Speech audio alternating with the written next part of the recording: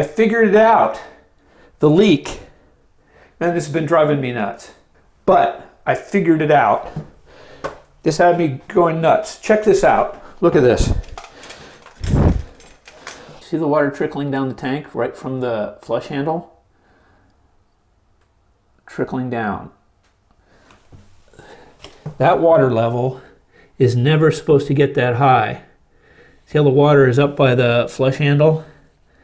That is too high. So I've got two problems going on here.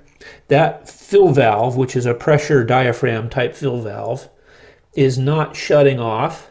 And then the overflow tube, it should be below that water level. It should catch that water before it ever gets up to that handle level.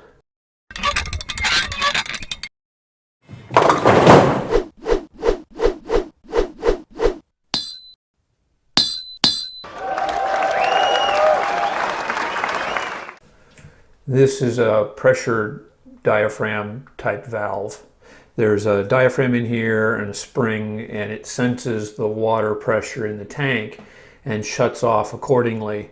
It's adjustable with this little knob here for the amount of pressure and height of water in the tank.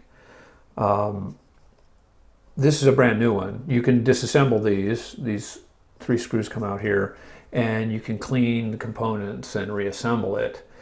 It's only $8, so I decided just to swap the whole thing. So the water level should never get this high. I am going to mark this right there because I need to cut that below that. That way it'll overflow before reaching that handle. We've got to close the supply line here, close the valve stop down. You want to flush and drain the tank. Get as much water out as possible. So just hold the float open, the flap valve open, and let all the water drain out.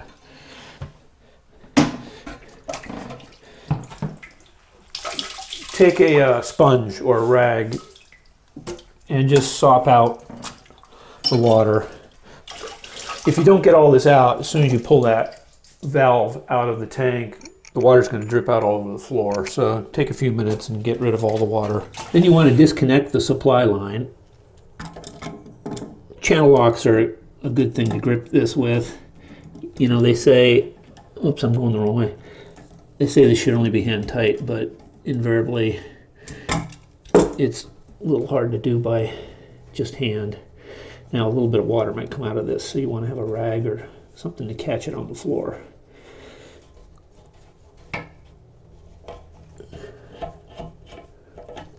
Oh, there we go. All right, let's see under there. Okay, then this nut, this is the nut that holds the valve in place. Just get it loose with a turn of the channel lock.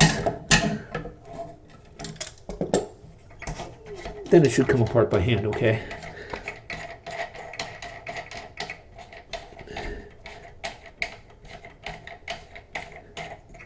Okay, I'm gonna move the camera back here so I don't get water on it. There. All right, then the wash tube just pulls out of the little retainer here. That's that. Simple. This is a PVC pipe cutter. It ratchets down, has a blade that just snips right through PVC pipe, just like a hedge trimmer almost. With this, I can reach in this tank and cut off this tube without disassembling anything. Let's see, I should pull this little cap off of there. We'll put it back on after.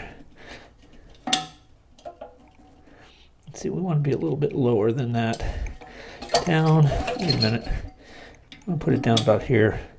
This is a 1.6 gallon flush toilet, so really the water should never get up this high.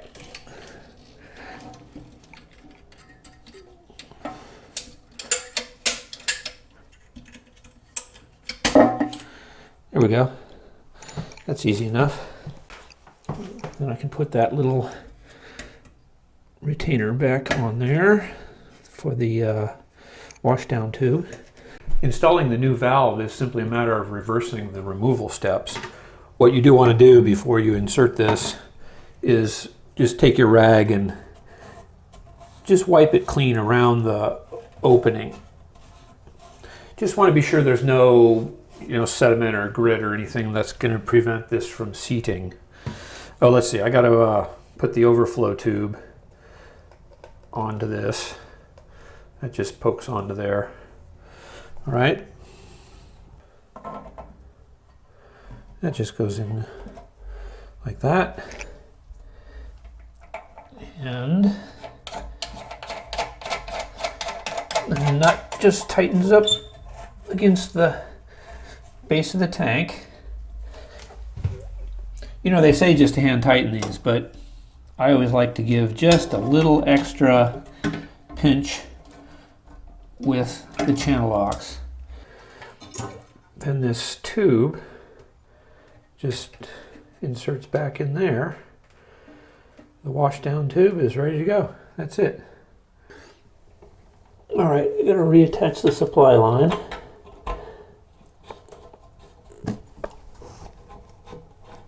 Oop, my flashlight just went out. Guess I got to recharge that.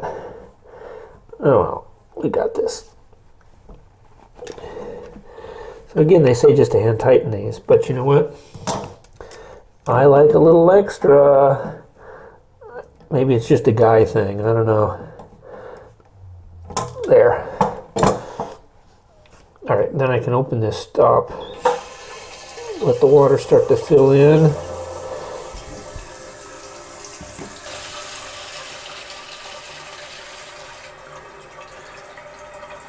Watch it and make sure everything is seated properly. So then you just want to adjust the fill level by turning that knob. Do a couple of test flushes.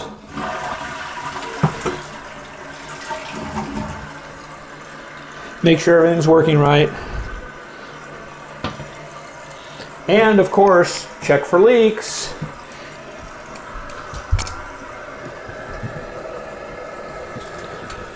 I like to feel around with my hand and just see if anything feels wet. I think I'm probably pretty good, but I'll come back in here in an hour or so and just double check. But I think we got it. All right, a job well done.